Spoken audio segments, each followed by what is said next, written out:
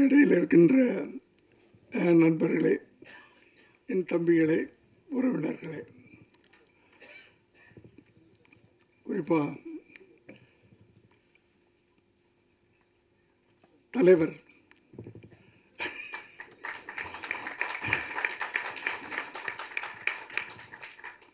எல்லோருக்கும் என்னுடைய மீடியா நண்பர்களே, சினிமாவை நேசிக்கக்கூடிய அனைவருக்கும் என்னுடைய மாலை வணக்கம்.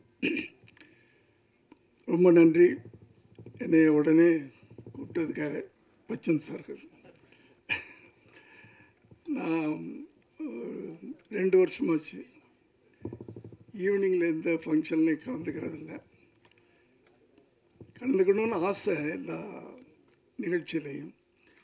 பட் ஒரு வயசுக்கு மரியாதை கொடுக்கணும்ல, அதை நான் கொடுத்துக்கிட்டு அடக்க ஒடுக்கமாக ஒரு 6 மணி ஆச்சுன்னா வீட்டுக்குள்ளே போய் அடைஞ்சிடுறது. 7 மணிக்கெலாம் டின்னரை முடிச்சுட்டு அப்படியே சினிமா 7:30 மணிலேருந்து 9 மணி வரைக்கும் ஏதாவது ஒரு சினிமாவை பார்த்துட்டு அழகாக 9 மணிக்கு. அதனால் நான் எங்கேயுமே ஈவினிங்கில் அதை நான் சொன்னேன். வந்தால் நடுவில் போகக்கூடாது, அது சபை நாகரிகம் இல்லை. பெரியவங்களாம் இருக்கும்போது நான் பாட்டுக்கு பேசிட்டு போனேன்னா நல்லா இருக்காது.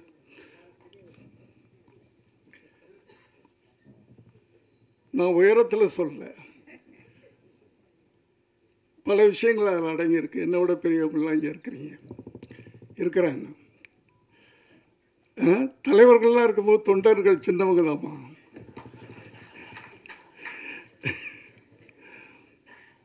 இல்லையா? அதனால் தங்கர் பச்சன் அவர்களுக்கு என்னுடைய நன்றியை தெரிவிச்சுக்கிறேன். ஒரு நல்ல ஒரு எப்படின்னு சொல்கிறது எனக்கு தெரியல, அந்த நினைப்பு இருக்கிறதில்ல. தங்கர் பச்சன் அவர்கள் எல்லாருக்கும் தெரியும், ஒரு பெரிய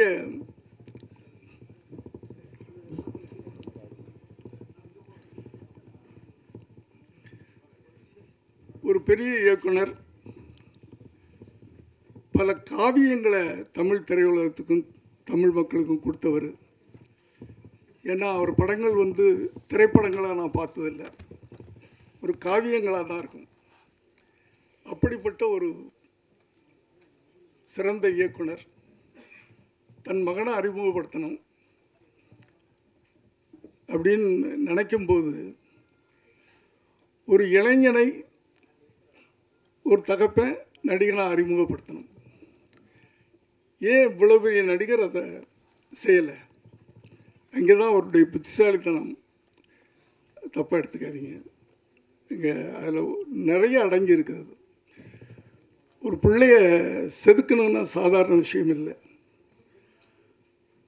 அதை இன்னொரு இளைஞன்ட்ட கொடுத்துருக்கீங்க பார்த்தீங்களா? அங்கே தான் நீங்கள் செதுக்க ஆரம்பிச்சிட்டீங்க. நான் கூட அதான் நினச்சேன், நடக்கலை. என் மகன் விஜய் அவர்கள் நடிக்கணும்னு சொன்னப்போ அவரை ஃபோட்டோ ஷூட் எடுத்துகிட்டு, நான் இப்போ பிஸியாக 90s பல மொழிகளில் அவ்வளோ இதாக இருக்கும்போது நானும் அப்படி தான் நினச்சேன். நம்மளே நம்ம பிள்ளையை அறிமுகப்படுத்தினா நல்லா இருக்காது. அதில் பல சிக்கல்கள் இருக்குது அப்படின்னு ஃபோட்டோ ஷூட் எடுத்துகிட்டு அந்த ஆல்பத்தை கையில் வச்சுக்கிட்டு எத்தனையோ இயக்குநர்கள்ட்ட போயிட்டேன். நான் ப்ரொடியூஸ் பண்ணுறேன், எவ்வளோ வேணாலும் செலவு பண்ணுறேன், இவனை நீங்கள் டைரக்ட் பண்ணணும் அப்படின்னு பல இயக்குநர்கள்ட்ட போனேன். யாருமே, பல தயாரிப்பாளர்கிட்டலாம் போனேன். அப்போ தான் கடைசியாக போய் நானும் என் மனைவியும் ஆர்பி சௌத்ரி சார்கிட்ட போகிறோம். ஏன்னா அவர் புது புது டெக்னீஷியன்லாம் உருவாக்குறவர் தைரியமாக. அவர்கிட்ட போய் இதே வார்த்தை நானும் என் மனைவியும் போய் கேட்குறோம். அப்போ தான் அவர் சொன்னாரே, நீ தான் பெரிய டைரக்டர் ஆச்சையா, நீயே அங்கேயும் இங்கே அலைச்சிக்கிட்டு இருக்க, நீயே அவனை வச்சு படம் எடுயா அப்படின்னு சொன்னார்.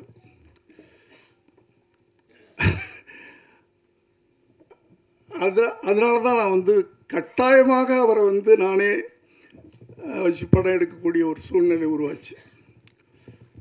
ஆனால் தங்கர் பச்சான் அவர்கள் ரொம்ப அழகான வேலையை பண்ணியிருக்கிறாரு.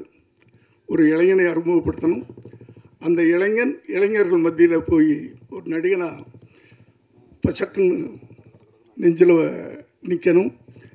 அப்படின்னா இன்னொரு இளைஞன் அந்த இளைஞனை உருவாக்கணும் அப்படின்னு நினச்சி அந்த பொறுப்பை கொடுத்துருக்கிறாரு.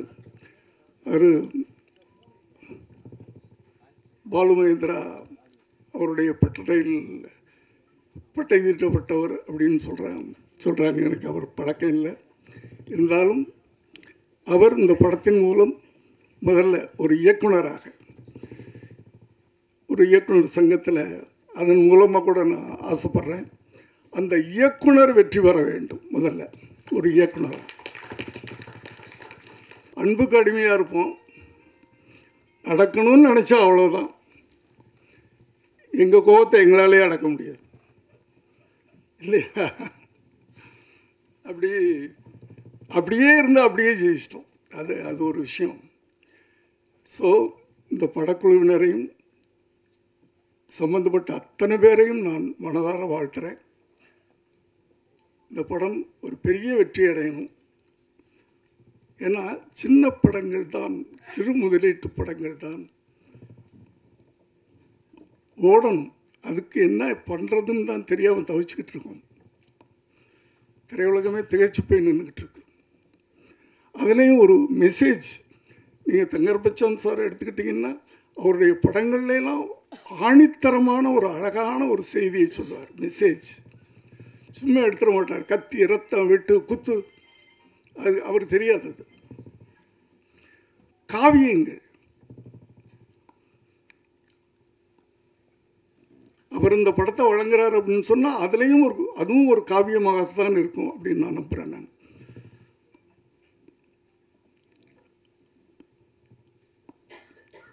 ஏன்னா இப்போது அது போகிற இடங்கள்லாம் நான் சொல்லிட்டு தான் இருக்கிறேன். வருகின்ற எழுத்தாளர்கள், இளைய தலைமுறை எழுத்தாளர்கள், இயக்குனர்கள், அவர்களுக்கு ஒரு பொறுப்புணர்ச்சி வேணும்னு சொல்லிக்கிட்டே இருக்கிறேன். ஏன்னா சினிமான்றது ஒரு பயங்கரமான ஆயுதம், வலிமையான ஆயுதம்.